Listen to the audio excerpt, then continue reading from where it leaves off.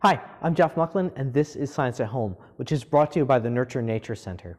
This video is being made shortly before the James Webb Space Telescope begins its mission of discovery. The James Webb Space Telescope, which I refer to as the JWST, is the latest and greatest space telescope that will help us unravel the mysteries of the cosmos. This is a model of the James Webb Space Telescope, and it doesn't really do it justice because from this end to this end, the James Webb Space Telescope is about the same size as a tennis court. And the mirror segment, which is this area in here, is actually composed of 18 smaller hexagonal mirror segments. But together they create a mirror that is 21 feet in diameter. It looks a little bit like this, this collection of paintings back here behind me, but that is 8 feet in diameter, so it's significantly larger even than that. It will be able to see farther and in greater detail because it is larger than many other space telescopes and because it is in space. So there are no concerns about air quality or clouds that you would have if you built a telescope on the ground. And also because it will be observing the universe in a band of light that no other large telescope is sensitive to. Now you might be wondering what I mean by that. What are these bands of light? Well, I'm referring to the electromagnetic spectrum. Visible light is just a narrow slice of this spectrum. It's special to us because our eyes are sensitive to it, but it's just a slice of a larger range of light frequencies. Objects emit radiation, and the warmer they are, the more radiation they emit at higher frequencies. And you can think of radiation as a wave. Low frequency corresponds to radio waves. Higher frequency, higher energy would be microwaves, then visible light, then X-rays, and the highest frequency, highest energy radiation would be gamma radiation. Let's explore this spectrum of light energy and look at the properties of various frequencies of electromagnetic radiation. The shortest wavelength, highest energy form of electromagnetic radiation is gamma radiation. Gamma radiation is the same kind of radiation as the visible light that we see. It's just carrying so much energy that it's damaging. Gamma rays and X-rays can be used constructively. X-rays can penetrate through skin and muscle, but not bone, allowing doctors to create a picture of the bones. I can detect gamma radiation with this Geiger counter. You can hear clicking whenever I detect a radioactive particle. If I put it near my uranium ore, which is emitting alpha, beta, and gamma radiation, I can hear a lot of clicks. In astronomy, we know that there are objects like black holes and high-temperature gases that emit gamma and X-rays. The sun emits X-rays, and we can see very important features only in the X-ray band, for example. Although gamma rays and X-rays can penetrate into solids, they could not travel through the miles of air above the surface of the Earth. So gamma and X-ray telescopes need to be in space. Longer waves of light than X-rays are called ultraviolet because they are near the violet end of the visible spectrum. This lamp can produce some visible light, but most of the light coming out of this lamp is actually ultraviolet radiation.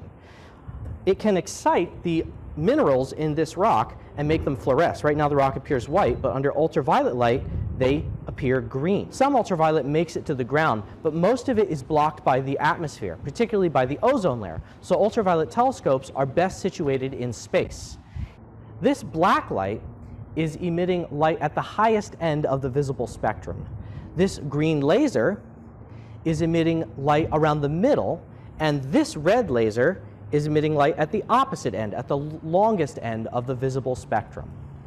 All of these colors come from variations in the frequency of the same photons of visible light. When we combine all of these colors, we see white light. White light is just a jumble of all the visible colors, something we can prove by passing white light through a prism. The prism fans out the light, allowing us to see the entire visible spectrum.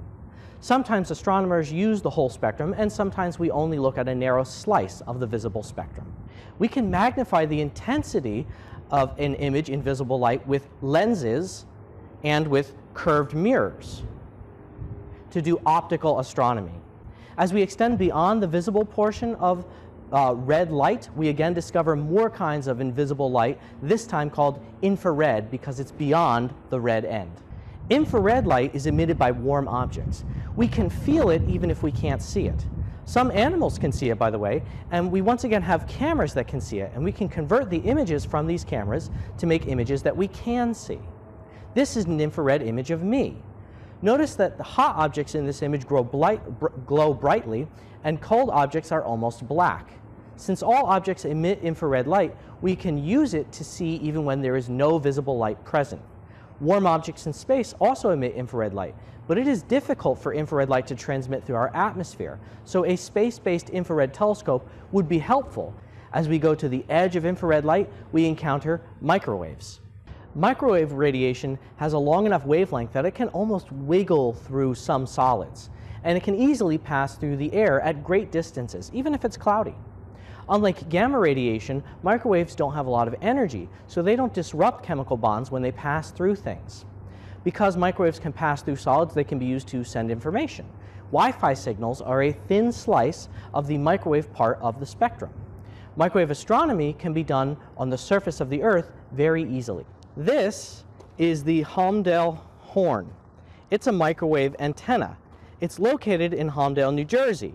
It was originally built to communicate with satellites as part of Project Echo in the 1960s, but by 1965 it was being used for astronomy. A team of two scientists named Arnio Penzias and Robert Wilson were attempting to calibrate this horn antenna when they noticed that they were getting a bit more noise and static than they expected. And they tested the electronics, they tried to get rid of a bunch of pigeons that were nesting inside of it, and they always had this extra microwave signal that they couldn't eliminate.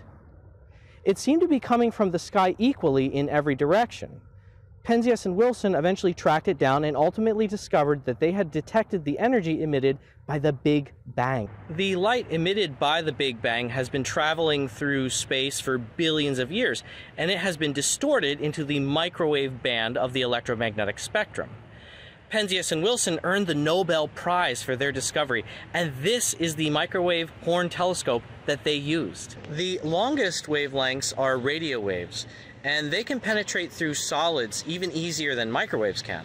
The largest telescopes in the world are all radio telescopes, and that right there behind me is an example of a relatively small radio telescope, actually. The weather is not a problem for radio telescopes. You can do radio astronomy on the cloudiest days without trouble.